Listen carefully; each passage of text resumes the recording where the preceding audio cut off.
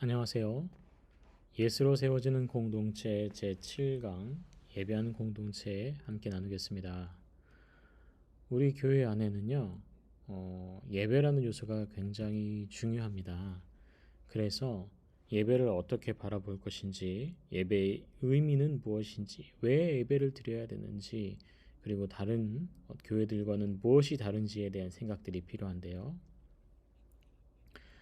오늘 함께 나누시면 세 가지 교회 안에 예배에 대해서 좀 논의를 할 겁니다.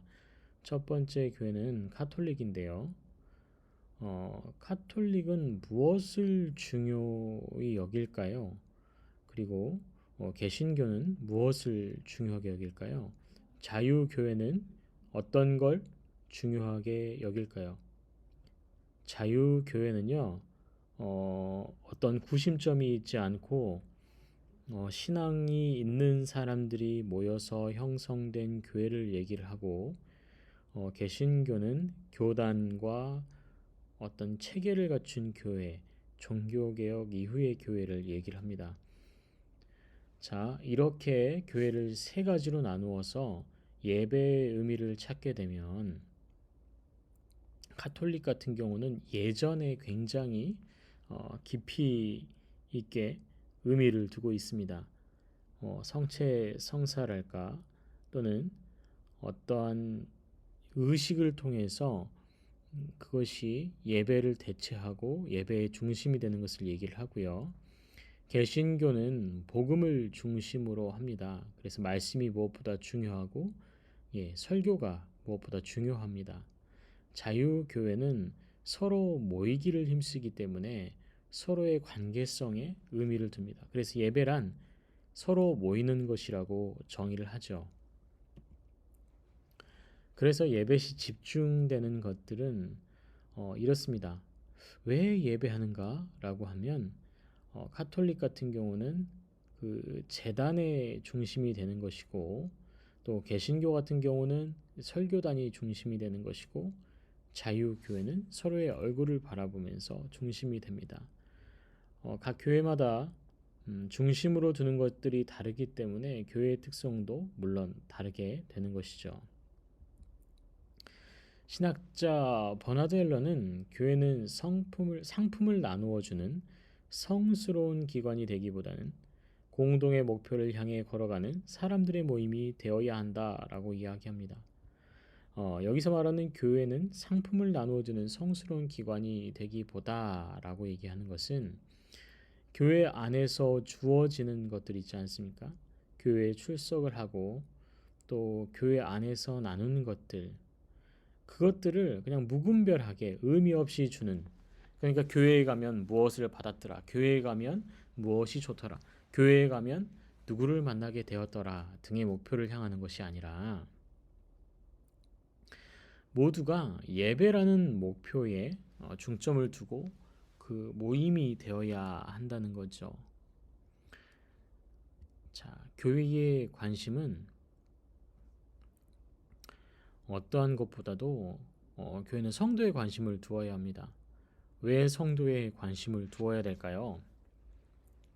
성도라고 하면 바로 예수 그리스도를 따르기로 마음먹고 또 구원받은 자들의 무리 또 성스러운 무리들인데요. 이 무리들을 교회에 두었다고 해서 방치하는 것은 안 될 일입니다.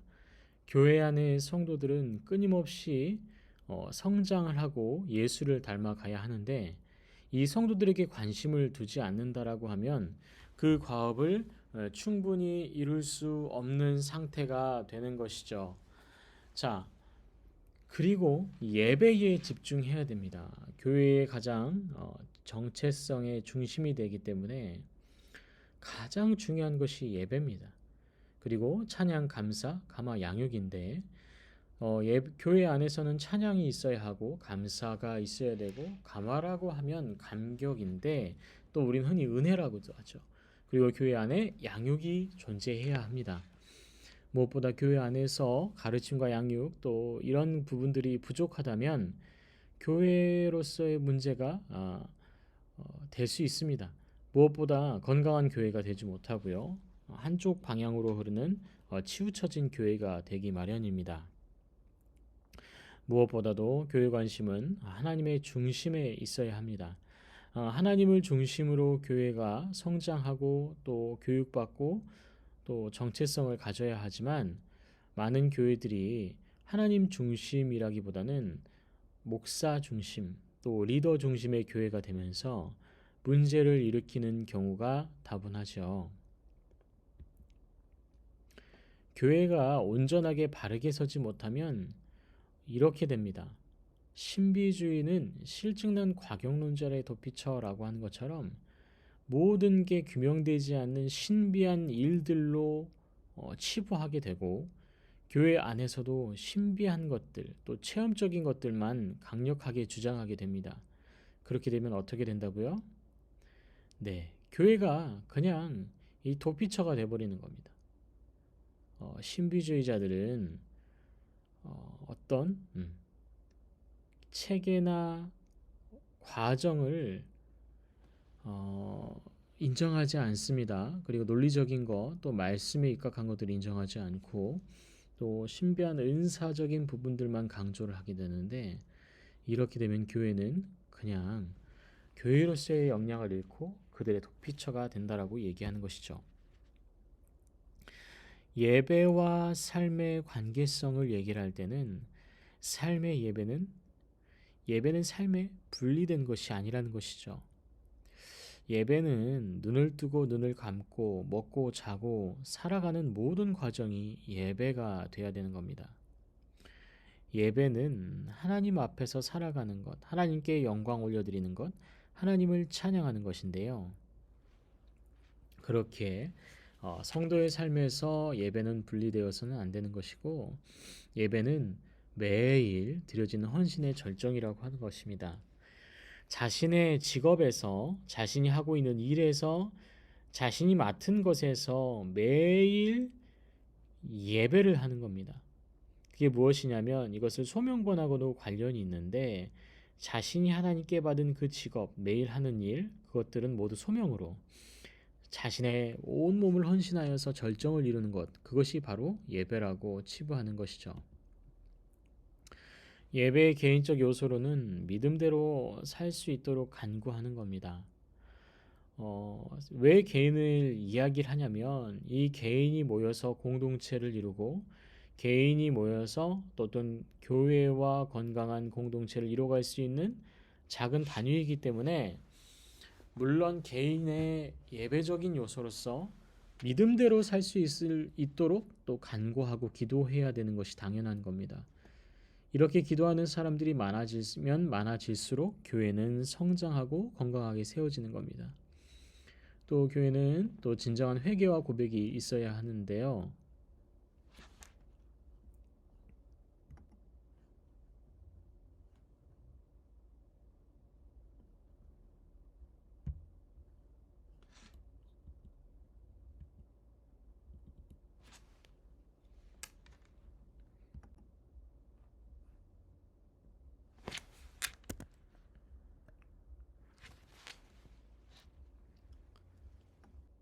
진정한 회개와 고백이 있다는 건 자신의 삶을 돌아보고 또 자신의 어떤 신앙을 돌아봄으로 인해서 그 안에 하나님 앞에 회개함으로 또 그 고백함으로 그 삶이 하나님 앞에 온전히 변화되고 개인적인 신앙이 성장할 수 있는 계기가 됩니다. 이 개인적인 성장과 돌아봄은 또 공동체를 온전하게 성장시키고 건강하게 만들어가는 것인데요. 우리의 예배가 개인적인 예배가 유효하지 않다면 우리의 삶도 유효하지 않다라고 얘기를 하는데 우리의 온전한 예배가 이루어지지 않으면 그 삶의 예배도 이루어지지 않는 것처럼 삶의 예배가 이루어지지 않으면 우리의 예배가 이루어지지 않게 된다는 겁니다. 오해하지 말 것은 우리가 예배 가운데 나아갈 때 순종을 굉장히 중요시합니다. 그렇다고 예배보다 순종이냐? 그렇지 않습니다. 예배보다 순종이라고 얘기하는 것은 무엇이냐면 우리가 그 예배의 주체를 하나님께 두어야 한다는 것을 얘기를 하는 것이죠. 계명을 따라 살지 않으면 우리의 예배는 무효이다. 이 아모스가 말씀을 통해서 이런 얘기를 하죠. 하나님께서 하나님께 진정으로 나아가지 못하면 우리가 하나님 앞에 진정으로 예배를 드리기 위한 마음가짐과 그 삶으로 나아가지 않는다면 모든 예배는 그냥 의식이 될 뿐입니다. 하나님께 진정으로 나아가지 않으면 예배는 그냥 형식이 되는 것이죠. 또한 예배가 하나님께 순종하는 표시가 되어야 하는데요. 예배가 하나님께 순종의 표시가 된다는 것은 우리가 온전한 예배로 나아가는 것, 그리고 우리가 하나님께 우리의 자신의 것을 드리고 우리 자신도 드리는 상황이 된다면 그것은 하나님께 순종하며 예배로 나아가는 겁니다. 그러면 어떻게 될까요? 그 예배가 굉장히 은혜로운 예배로서 바뀌어 가게 될 것입니다. 우리에겐 예배에 대한 잘못된 이해가 있습니다. 예배드리면 우리가 인생의 고통에서 노임을 받게 되고 멈추게 될 것이다. 또 예배를 드리게 되면 이 당장의 삶의 어려움을 피하게 되고 또 도망갈 수 있는 어떤 피난처, 그것이 교회가 될 것이다 라는 것. 또 이것이 그 뭐라고 해야 되죠? 개인적으로 피해야 할 예배의 그 요소들 있잖아요. 예배 안에는 음악 또 그 어떤 삶의 관계성, 설교, 또 관계성, 행동, 어떤 사람들과의 만남이 있는데 예배는 무조건 달콤한 음악으로 치장되어야 되고 또 삶의 관계가 없는 설교가 일단 이 설교가 진행될 때 이 설교 안에 어떤 설교자의 삶과의 관계성 또 성도와의 설교와 삶의 관계성이 없다면 이것은 예배라고 할 수 없고 설교라고 할 수 없습니다. 누구나 연설을 할 수 있는데 그 연설과 설교는 다른 것이죠. 또 채색된 행동이라는 것은 계산되고 철저하게 다른 사람에게 좋게 보이기 위해서 하는 행동들입니다. 이것 또한 예배 가운데 피해야 합니다. 그리고 우울한 얼굴. 이게 무엇이냐면 개인의 고통을 가지고 있을지라도 그 고통을 전염시켜서는 안 됩니다. 우울한 얼굴이라는 것은 상대방으로 하여금 그 정서를 전염받도록 하는 것이기에 조심하셔야 되고 또 거짓 미소, 목적을 가진 미소를 말하는 것이죠. 언제나 진실하게 기뻐하고 진실하게 미소 지을 수 있는 그런 성도가 될 때 우리는 예배를 드릴 수 있습니다. 그냥 이 거짓된 미소를 통해서 거짓된 어떤 예배를 드리기보다는 진실하게 예배를 드릴 수 있어야 하겠지요. 자, 예배에 대한 공동체의 표현은 이렇습니다. 공동체 예배의 결과로서 하나님의 언약에 대한 화답입니다. 우리의 현대인을 살아가는 그리스도인들에게 하나님의 언약에 대한 화답은 무엇이죠? 네, 은혜입니다. 은혜. 말씀 선포와 또 예배의 찬양과 예배 예전을 통하여서 우리 안에 오는 하나님이 주시는 그 평안함을 누리는 것. 예, 그것이 공동체 예배의 결과입니다. 또한 개인의 묵상에서의 공동체로 나아가는 것, 서로 교제하고 떡을 떼며 기도하기 힘쓰는 것. 이 모든 게 결국에는 이 공동체로서 예배에 성공하면 결과적으로 이러한 형태를 누리게 됩니다. 또 현대 예배의 문제점으로서는 감흥이나 즐거움을 추구하죠. 좋은 음악, 또 좋은 프로그램, 좋은 시설 그런 것들을 갖춰서 또 기쁨을 드리고 즐거움을 추구하게 되는 예배, 이것이 잘못되는 겁니다. 또한 자신의 이익을 추구하는 경우가 있는데요. 예배의 나옴으로 인해서 많은 사람을 만나고 그 많은 사람을 만남으로써 또 경제적인 유익을 누리는 것, 또 개인적인 유익을 누리고 추구하는 것, 이것이 문제가 됩니다. 또 시간을 채우는 예배, 그렇죠? 시간을 채워가는 예배는 무엇이냐면 그냥 드려야 되니까 드리는 거. 그리고 나의 취미 생활처럼 사용하는 또 드려지는 예배. 이것이 문제입니다. 또 그 성도의 삶의 나눔이 없는 예배.